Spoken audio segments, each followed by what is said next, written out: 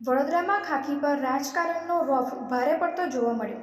ભાજપના મહિલા સાંસદે પોલીસ સ્ટેશનમાં એવી દાદાગીરી કરી કે પોલીસ કર્મચારીઓનું પણ કંઈ ના ચાલ્યું। વડોદરામાં હિટ એન્ડ રનના આરોપીને મહિલા સાંસદ રંજન ભટ્ટે પોલીસ સ્ટેશનમાં જઈને રાતોરાત છોડાવ્યાનો કિસ્સો હાલ ટોપ ઓફ ધ ટાઉન બન્યો છે।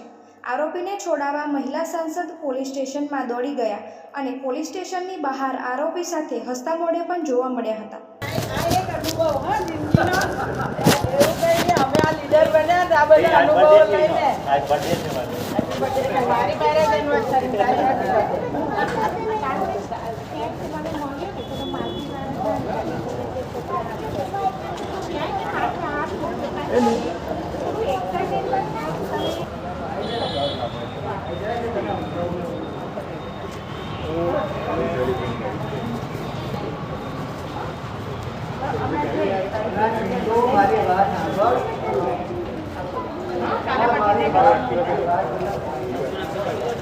राजू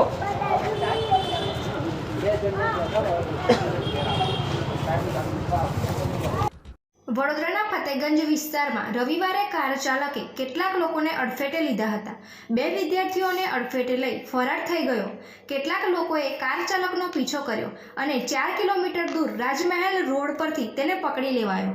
બનાવમાં એવું હતું કે ફતેગંજ પોસ્ટ ઓફિસ પાસે સિગ્નલ સ્ટોપ હતો। સિગ્નલ સ્ટોપમાં આ ભાઈ પાછળથી રમાઈને આવતા હતા। લગભગ 70-80 ની સ્પીડ હશે। સિગ્નલ તોડીને ક્રોસ કરવા ગયા જ્યારે સામેનું બીજું સિગ્નલ ખુલી ગયું। ત્યાંથી એક બાઇક વાળો એક્ટિવા લઈને થોડું ક્રોસ કરતો હતો। આ ભાઈ ઉડાવી દીધા છે બેઉને ઉડાવ્યા છે। બેઉની હાલત બહુ ગંભીર છે, જેથી મેં ફતેગંજથી એમની પાછળ આવ્યો છું અહીં, પણ આ ભાઈ કોઈ જગ્યાએ સ્ટોપ નથી રહ્યા। તમે તમામ સીસીટીવી ચેક કરજો।